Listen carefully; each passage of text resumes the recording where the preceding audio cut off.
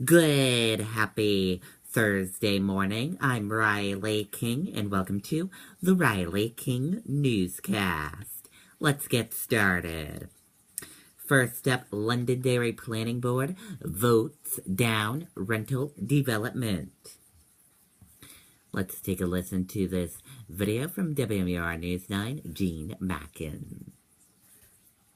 Winnisquam Marine is having its fiberglass boat open house this Saturday and Sunday from 9 a.m. to 4 p.m. All three of their heated showrooms will be filled with crown lines, bay liners, and heyday inboards. Choose the world-class quality of a crown line for a smooth, responsive ride, from the 18 Super Sport to the 350 Cruiser. Or try a bay liner for the most affordable fun on the water. Wakeboarders, check out the new heyday inboard, designed to throw that massive wake. Pick out your new boat at the Fiberglass Boat Open House this weekend. Winnisquam Marine at the Winnisquam Bridge, Belmont.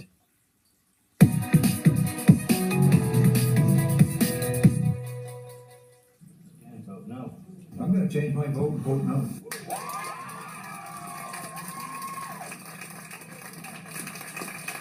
In a 4-2 decision, the Londonderry Planning Board voted down a multi-family rental property made up of a dozen apartment buildings totaling 288 units. It would sit on 60 acres off Stonehenge Road and Route 28. The Planning Board said legally the property owners met all of the conditions of a town ordinance, which has since been rewritten. But dozens of residents urged a no vote, citing traffic concerns and the impact on schools and on town services. The strain on the town's emergency department, the schools and the roads. I'm not against workforce housing. I understand the need for it. I'm against where they want to put it. It just makes absolutely no sense. And tonight, the town attorney says there is now a good chance that the developers and the property owners can sue the town of Londonderry. We met with the developer just minutes ago, and he told us he was not ready to say what comes next.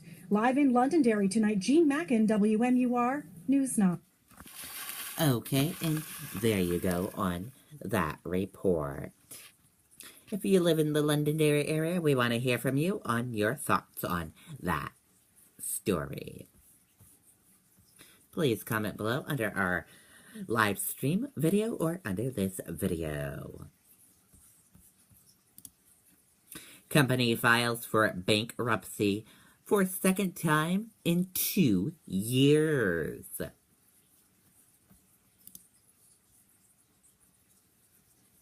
Trouble Electronics retail Radio Shack has filed for bankruptcy for the second time in just over 2 years.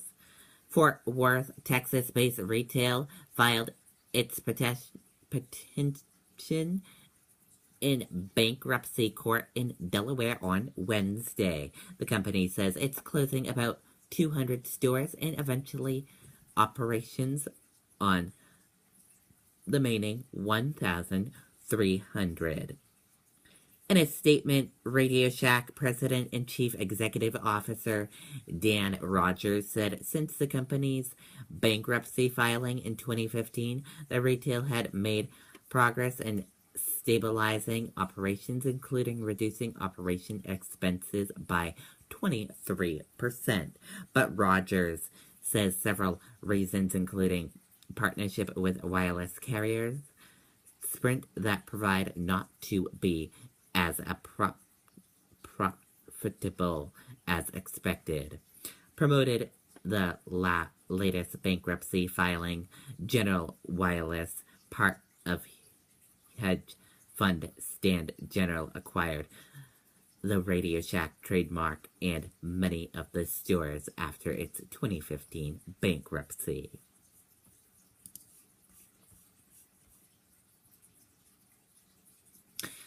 Gay veteran group says it's banned from St. Patrick's Day parade.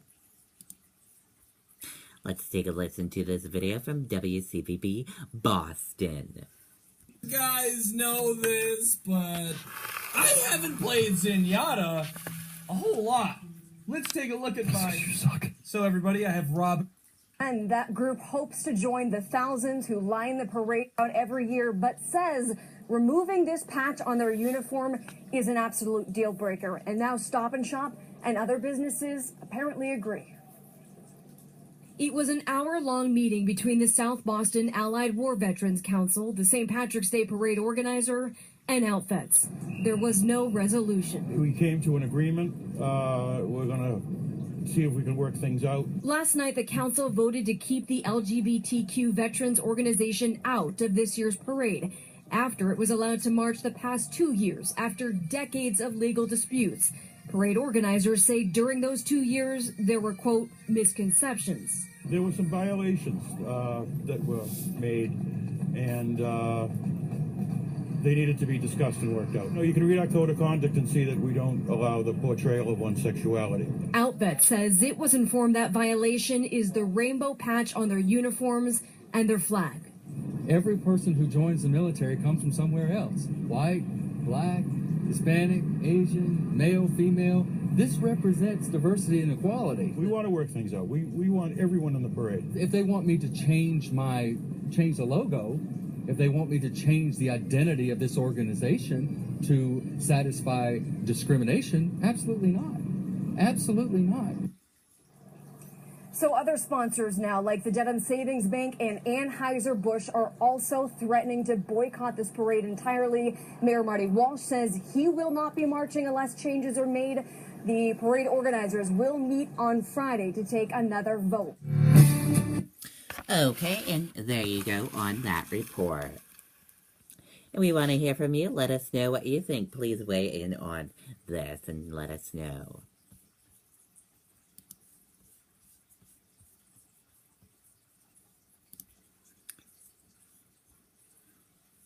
Arundel man found dead in home. Wife unaccounted for. Let's take a listen to this video from WMTW News 8 in Maine.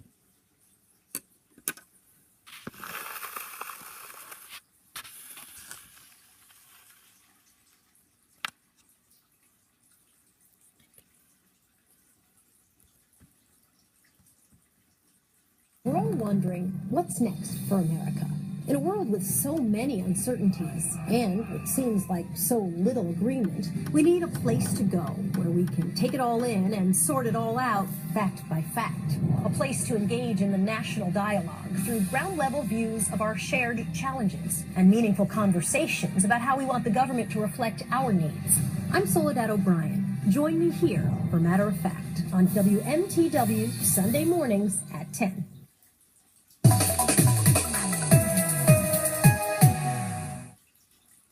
State police have identified the body that was found inside a home this afternoon. Police say the body of 63-year-old Matthew Coito was found in the kitchen of his home on Campground Road. Police say Coito's body was found by a family member who was at the home to check on the couple they had not seen since or heard from since early last weekend. Coito's death is considered to be suspicious. Neighbors tell us they are shocked. Said quiet, usually it's a fairly quiet area, and most usually sees a traffic stop, but it's not really what I want to come home to in the evening. State police say Matthew Coito's wife, 65-year-old Sue Kim Coito, is currently unaccounted for. They say Kim suffers from Alzheimer's disease. Okay, and there you go on that report.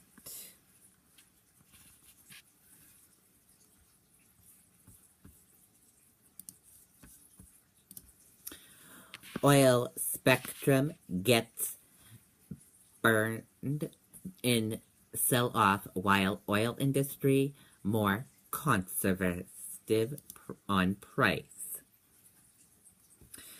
The sharp drop in oil prices Wednesday may have crushed some spectrum traders, but did not come as a big surprise to some oil industry executives who have been planning for price volatility. Senators seek Trump wiretap evidence from DOJ, FBI.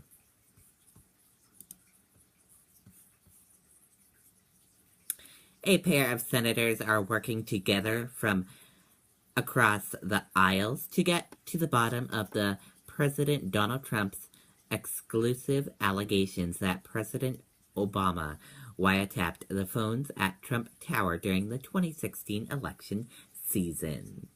Senator Lindsey Graham, RSC, and Sheldon Whitehouse, DRI, formally requested information from the Department of Justice and FBI Wednesday on any actions taken to listen in on calls from Trump's New York home and offices. That did it for the Riley King Newscast right here on the Riley King Network. I hope you all have a great rest of your Thursday. See you back here later on today. Goodbye, everyone.